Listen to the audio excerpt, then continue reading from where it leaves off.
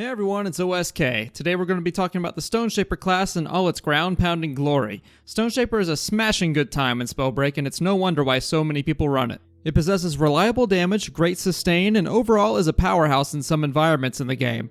In this video, I'll show you all the basics of the class, how to use it effectively, and of course we'll talk about all the juicy techniques towards the end of the video. As always, before we get started, please consider giving the video a like and subscribing to the channel. It really helps me when you do that, and it'll make sure you see all the advanced guides we have cooking on this side of Spellbreak YouTube. But that's enough of that, now let's get into this. So let's talk about the overview and class identity of the Stoneshaper class. The in-game description is Armored Mid-Range Brawler, and that is pretty darn accurate, so another great job by the description team. Of course, we'll get into the armored part of that discussion later on in the video, but in terms of Stone Gauntlet itself, it really is more of a high damage brawler class compared to others. We'll get into why here in a second, but for now, let's get into how the Stone Gauntlet works. The first thing you should know about Stone is the spell and how it works. The spell is called Shockwave, and it generates a fissure on the ground that travels over walkable surfaces and deals some of the highest single spell damage in the entire game. The fissure can also hit multiple targets. Now, Shockwave has kind of a wonky hitbox and weird pathing at times that often benefits the stone user. It can travel down the cliffs of Gritfeld, but it won't travel across this wooden fence, so experiment a little bit and get familiar with where it can and cannot be cast. Another thing to note is that it's completely grounded, but possesses quite a high vertical hitbox as of right now, so even if your opponent is off the ground a little, there's a good chance you can still hit them. Now for the sorcery, it's everyone's favorite Smork Sork with Boulder Fall. Boulder Fall basically allows you to lob a boulder in the target direction. Nothing much else to say, you throw a giant rock. Have fun with that. Now for elemental interactions. The most widely applicable interactions are going to be with the Fire Gauntlet. Your Shockwave will carry any source of fire with it to create miniature flame walls to add a bit of extra damage, and a common use of this is just to lay down a regular flame wall and cast your Shockwave through it like a madman. The other side of this interaction is of course with the Boulder Fall sorcery. Tossing a boulder through a flame wall or shooting one with a fireball will ignite the boulder, and the ground it lands on will spawn a giant fire puddle that you can actually cast your Shockwave spell through to create more mini flame walls. Moving on to Stone and Toxic, this will be quite short. Shockwaves can clear away toxic puddles in a process I like to call landscaping. For Stone and Wind, the interactions are really only present with the Boulder Fall sorcery. Wind shears will push away a boulder, and the tornado can be used to suck and curve boulders around its radius, which is pretty cool.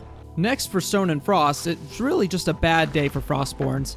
Shockwaves and boulders will break apart frost trails and create ice mist, which will slow and freeze anyone who walks through it, making Stone a great tool to chase down Frosty Boys unless they have Harmony. Stone will also go straight through the Flash Freeze sorcery, and boulders can be frozen for a near silent landing and the creation of a lot of ice mist. And for our last element, Stone literally does not interact with lightning. The only thing noteworthy is that boulders will block lightning bolts, and that's really it. And that about covers the elemental interactions for Stone. Now let's get into Stoneshaper's class skills. Stone Skin is pretty simple. You're able to earn an extra 20 armor in addition to your equipped belt, and the first 20 armor on your person can be restored with Shockwaves, giving 5 armor per slam. It's very important to Shockwave through the initial 20 armor, as you cannot restore any amount over 20 even if you've used armor shards for the initial part. It's kind of unintuitive as of right now, but now you know. This is useful for fights in general, as if you're constantly slamming the ground, your opponent should always have a little extra armor to chew through before they get an exile, and this can help you turn a fight as well. It's like always having an automatic small armor shard you can use in a tough spot. Now for the second skill, Bedrock. This one is the only movement-oriented skill on the class, and while it may seem simple, it's very effective. Bedrock lets you fast fall by casting Shockwave in midair, and helps you to react a bit better to windows of opportunity for attack when your opponent lands. This is also useful for dodging certain spells, as you can quickly duck out of the way of fireballs when this is done well. There are other uses for it as well that we'll get into later, of course. Stoneshaper's level 3 skill is called Accretion, and this allows for a Boulder Fall sorcery to grow in size as it flies through the air, covering a larger area and dealing more damage. It is very useful against unsuspecting opponents, and this makes it a great engagement tool as long as the enemy is unaware of the incoming danger. And of course, building off of Accretion is Stoneshaper's level 4 skill, Avalanche. This allows the Boulder Fall sorcery to store up to 2 charges by default, both of which are of course also affected by Accretion, so ideally the engagement from earlier involves 2 huge boulders and then a Shockwave for a massive combo. Be sure to use these skills effectively for some huge damage output. Now, as always, we'll get into some of this class's preferred builds. The first one we'll get into is the high damage variant, consisting of Focus Mana, Fervor, and Recovery with your choice of Wind, Fire or Frost offhand, and a dash rune. The bread and butter of this class is to try and land as many shots as possible while at as high of mana as possible. Focus mana can pack up to 30% increased damage, which will make your stone shockwaves hit like a truck, along with any offhand spells. Speaking of offhand spells, you can make a lot of different offhands work, depending on what you need to fill for your squad, or based on your own playstyle in solos and Clash. Generally, we see Fire offhand be picked the most due to elemental interactions and reliable aerial damage, but players such as the Darkbreakers and Megaverse have done well with Wind and Frost offhand respectively. Now, Fervor is there mostly to provide more DPS when needed to quickly seal out an exile on a low opponent, and Recovery is there because it's just a strong talent in the current meta, and it's also just the best spirit talent in general for 2 costs. The second variant I have is the Tank variant, consisting of Vigor, Finders Keepers, and Recovery with a Fire or Lightning offhand and a dash rune. The goal of this class is to be as unkillable as possible while dealing reliable grounded DPS and peel for your squad. You are the permanent front line and also the primary looter for your team.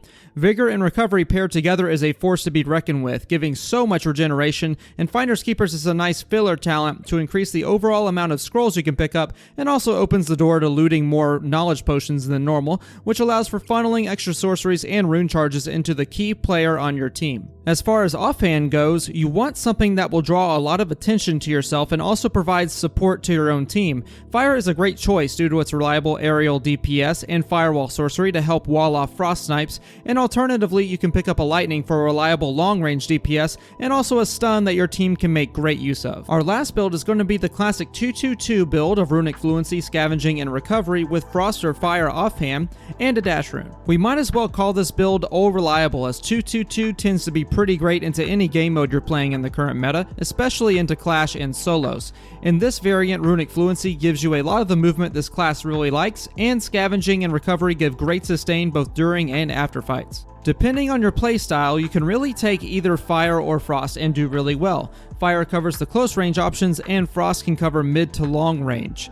Of course, the key to this build is all in the movement and runic fluency, as it lets you more easily weave in some cool tech that we'll go ahead and get into here. So for advanced tech, there really isn't anything too terribly difficult in the kit that I'll cover here, but everything is still useful. Pretty much every bit of advanced tech I'll talk about builds off of the bedrock skill of the class. Of course, the first bit of advanced tech you must know is how to dash out of bedrock. Doing this correctly greatly increases the distance and momentum carry of the dash rune, and this is equivalent to dash skidding by falling from a high place and dashing across the ground. To perform this tech, start by jumping and activating a shockwave spell, then on the way down with bedrock, dash just before you hit the ground. This will again cause you to dash much faster and travel further by holding space and levitating towards the end. You can also vary your dash direction while in the animation, so it's a great dodge and mix-up tool. Most of the top competitive players will perform this technique to varying degrees of success, so be sure to pick it up and test it for yourself. The next piece of tech I'll talk about is bedrock canceling, and this is actually a two-parter to end the section. Basically, bedrock does not lock you into its animation, and you can perform certain actions while descending towards the ground. As we saw in the first bit of tech, using a dash rune is one of those actions, but you can also use sorceries and spells too. The second tech is canceling bedrock into a quick fire or wind spell. You pretty much just use the spell as you're falling to cancel bedrock and fire away, and this works with pretty much any spell. The action itself isn't complicated at all, but the application of it is what is advanced. By using this technique correctly, you can fake like you're going for a shockwave, make your opponent jump or levitate, and then cancel your bedrock and shoot them while they're floating in the air. This can be a very handy tool for a mix-up and should net you some decent damage and maybe even an exile. The next tip involves sorcery canceling your bedrock, and if the previous tip was a damage mix-up, this tip would be more of a movement mix-up. By holding your sorcery, you're able to briefly cancel vertical momentum and float in the air for a time. You can use this immediately out of bedrock to stop fast falling and cancel to then levitate, use a rune, or fire off a spell. By using this effectively, you'll be able to make yourself a much more difficult target to hit and should assist you in your goal to be a mobile face tank for your team. That pretty much does it for competitive tech that I know for Stoneshaper. There's really not much to it, just requires a bit of practice and repetition in the practice tool. Now let's get into some general tips for the Stoneshaper class. There are a few things you should keep in mind just due to the nature of the gauntlet itself, such as what class the opponent is running and especially the terrain you're fighting in. When you're wielding stone in general, it is advantageous for you to direct a fight to a flat area without very many platforms or places to reposition. The more you can do this, the better your fights will turn out most of the time, just due to the shockwave being a completely grounded attack. This gives as much opportunity as possible for you to land a clean shockwave and therefore deal lots of damage. It also lessens the areas your opponent can hide, making escape a lot harder if they follow you to the flat ground. If they go behind cover, you can toss a boulder and damage them with splash damage. And speaking of boulders, these things are a great source of burst damage, not only for their base damage, but they also have a really fast throwing animation. So much so that you could easily throw 2 boulders and combo a fireball or a shockwave directly after for a huge combo. This can be done against any opponent, and if they're in the air, then you can use your offhand gauntlet to combo. By doing this in quick succession with enough accuracy, a burst for 100 damage is not unreasonable. Another common tactic I see Stoneshapers partake in is the classic S-key slam.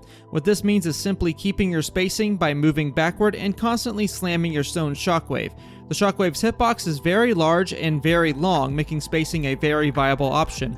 You essentially can create a danger zone around you, making the approach from the enemy much more difficult. It's important to keep your head on a swivel depending on what class you're up against. A Toxicologist, for example, will have an easier time repositioning around you, and a Tempest will just completely avoid the shockwaves altogether, so adjust your approach to the enemy's class accordingly. That's really all the general tips I have for you today. There really isn't too much to the Stoneshaper class given its basic kit and ease of use, but if you practice enough, you'll pick up habits here and there that will work well for you. And that is going to conclude my Spellbreak Stoneshaper guide. I hope you all enjoyed, maybe learned something in today's video. If you have any extra tips or the like, be sure to leave them down in the comments below. I really think that Stoneshaper has some potential to be a very useful class for all of you interested, so try to give it a whirl and give it some of those advanced techniques. Make sure you go and practice in the practice tool. Of course, like I said earlier, do not forget to leave a like on the video if you liked it, and subscribe if you'd like to see more guides and meta discussions, and also follow the socials down in the box below. That is going to do it for me today. Hopefully y'all have a great day, and I'll see you all out there.